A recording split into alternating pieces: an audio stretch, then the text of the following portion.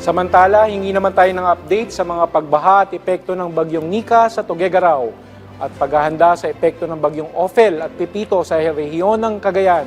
Makakausap po natin si Sir Rueli Rapsing, ang head ng Cagayan PDRRMO. Sir Rueli, magandang tanghali po at welcome sa Bagong Pilipinas ngayon. Magandang tanghali po sa Bagong Pilipinas at sa lahat ng taga-subaybay po. Unang-una sa lahat, sir, kamusta po ba ang lagay ng panahon dyan ngayon sa Cagayan Region? May nararanasan po ba tayong hangin o pag-ulan sa oras na ito?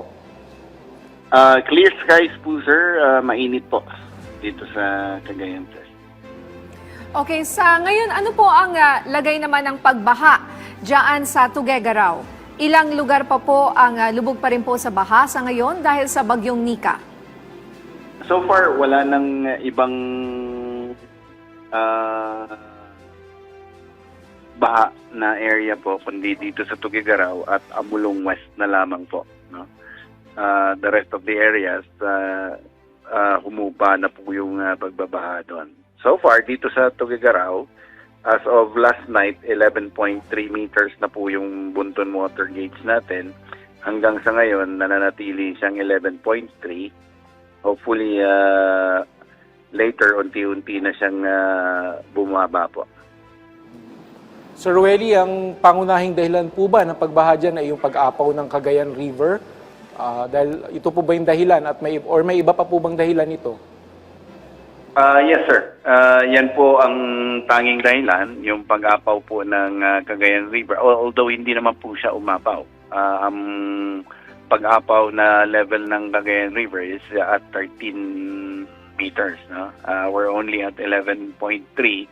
Somehow, yung mga low-lying areas ang medyo baha. Like yung riverside po natin, andyan yung pinakanawan na overflow bridge kung saan yan yung connecting to our eastern barangays. At hindi po pwedeng daanan ng mga motorista. Flooded na din yung mga barangay Centro 1, Centro 9, Gis, 11 at 12. Baha pa din doon sa may Anapunan area, sa Linao area, at sa Atulayan area po.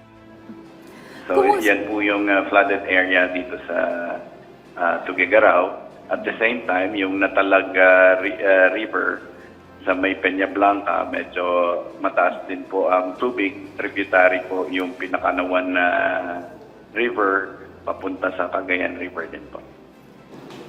Kumusta naman po ang level ng tubig dyan sa Bunton Bridge? Bumaba na po ba ang water level nito? Hindi pa po. Mula po last night, 10 p.m. hanggang ngayon, 11.3 pa ho siya. Okay, so pag ganyan po, ano po ang kailangan gawin? Nakaalis na po ba yung mga tao na nakatira sa paligid ng lugar? Noong itinaas po na signal number 3 ang southern portion po ng Cagayan, nag-forced evacuation na po tayo sa siyam na municipalities. At umabot nga po ng 5,000 individuals yan, more than 5,000 individuals, or more than 1,000 families po. So nasa evacuation centers po sila, kaya hindi po tayo nangamba dahil after Nika, saka lang po tayo nagbantay at naghintay sa pagbaba ng tubig na binuhos ni Nika doon sa Upper Cagayan, Vizcaya, Quirino, Isabela, Sierra Madre, Kalinga, and Apayao. So lahat ng tubig na yan po ay binantayan natin. Nakalabas na po si Nika nung nakarating dito yung katubigan po. Sir, kamusta po ang water level sa Magat Dam? Nagpakawala na po ba ng tubig dyan? Walang gaanong contribution ang release ng Magat Dam dito sa paglaki ng tubig natin sa Cagayan River, sir. Ano? Ang spillway gate natin, almost every day yan, one gate open yan. And itong dagdag na another gate opening nila, hindi ganun kalaki ang contribution po niyan.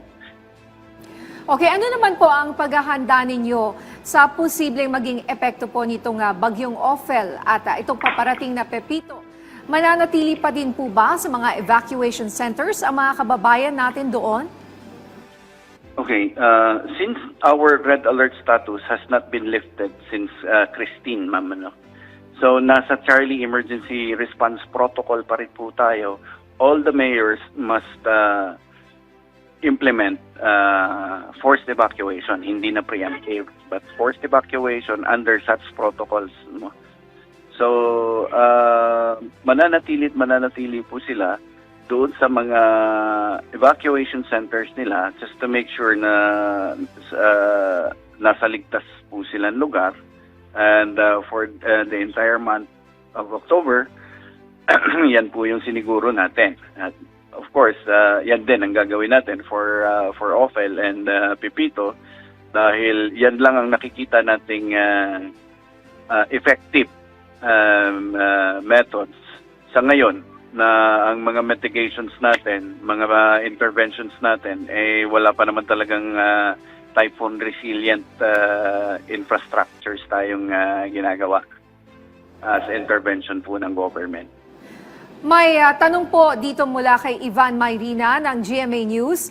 Magkano na lang daw po ang pondong natira para sa disaster response ng probinsya po sa ngayon? If the question is the DRM fund, meron pa po. No? That's still around less than 100 million. But if the question is about the Quick Response Fund, which is 30% of the LDRIM fund, nai-allocate natin yan doon sa damages po ng mga nagdaang bagyo na. And we need, as required, we need to replenish that for becoming weather inclements pa po. Alright, maraming salamat po sa inyong oras, Sir Rueli Rapsing, ang head ng Cagayan PDRRMO. Maraming salamat po sa inyo at sa inyong taga-subaybay.